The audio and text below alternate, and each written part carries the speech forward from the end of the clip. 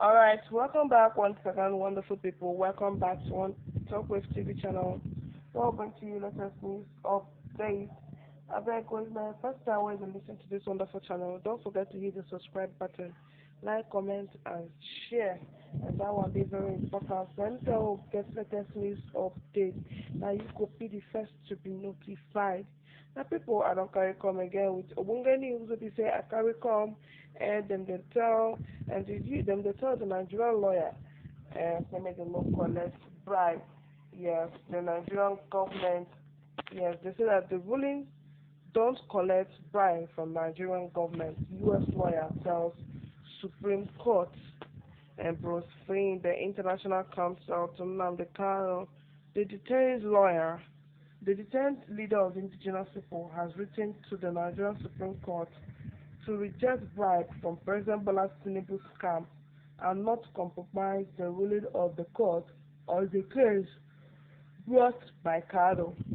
The Supreme Court will, on December, rule on Nnamdi Kanu's case against the Nigerian government concerning his legal arrest and detention at the Department of State Service.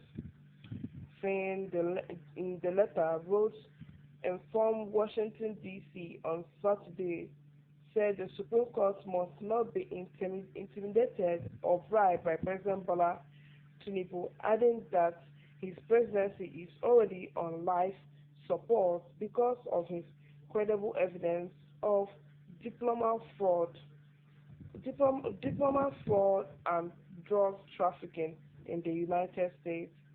The U.S. Counsel to Kanu added that the Supreme Court would collect a model for other African courts by giving life to judicial independence if it rules impartially on Kanu and refuses to do the bidding of the Nigerian government.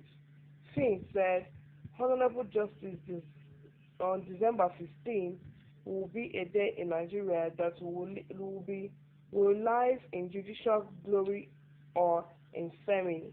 The decision is in your hands. You have set aside that day to render judgment on the legality of Nnamdi Kanu's persecution by the federal government of Nigeria. Everyone knows that the Nigerian government's ulterior motive to punish Nnamdi Kanu for exercising his constitutionally protected free speech right to urge self-determination for Biafrans through peaceful avenues of redness. This cause should not be blind to what all the world can see indeed. A Nigerian High Court sitting in Enugu recently held the government outlawing indigenous people of Biafra by Mazi Nnamdi Kanu for advocating self-determination was unconstitutional. Further, on July 2022, the Working Group of Arbitrary Detention of the United Nations Human Rights Council found that Kanu's solitary confinement since June 2021 violated 16 international human rights covenants binding on Nigeria and ordered his immediate and unconditional release and reparation. The Nigerian government has lawlessly ignored the working group's decision for over a year. The Nigerian government did not deny that he had conspired with Kenya to have Mr. Kanu kidnapped and tortured in Nairobi and subject to extraordinary detention to Abuja in June 2021 and committed multiple crimes against his people, against his persons, and these crimes followed an attempt Nigerian government assassination of Kanu on September 2027, which was illegally condemned by the High Court of Abia State on January 2022. The cornerstone principle of law stemming back many centuries is that crime should not pay. The rule against Nnamdi Kanu would permit the Nigerian government to profit from its own crime and embolden more of the same. Under international law and practice, Biafrans have been denied the right to self-determination through a free and fair independence referendum arranged and conducted by the neutral international body as the Sudanese enjoyed in 2011. This norm of international law is not reserved for Africa only. The United Kingdom offered Scotland a self-determination vote in 2004. Canada offered a Quebec a self-determination vote in 1995. In both cases, independence failed because the United Kingdom and Canada treated all their citizens even-handedly and under the rule of law. Nnamdi Kanu seeking to undo the wickedness and avarice of British colonization in Nigeria, amalgamation of distinct people, including Biafra, Yoruba, Hausa, and Fulani, was compelled by the British machine guns in 1914. Nigeria's boundaries were illegal at birth, born of the cynical chant, "Whatever happens, we have got the maximum gun." The maximum gun, and they have not. Not a single African has had to say in Nigerian boundaries, which endure today as a legacy of British lawlessness and a colonial policy of divide and corner. The Nigeria has been a chronically convulsed artificial state since independence 1960. Legal and moral responsibility lies with the United Kingdom. To support Nnamdi Kanu is to expel the crew, unlawful remnants of British colonization in Nigeria.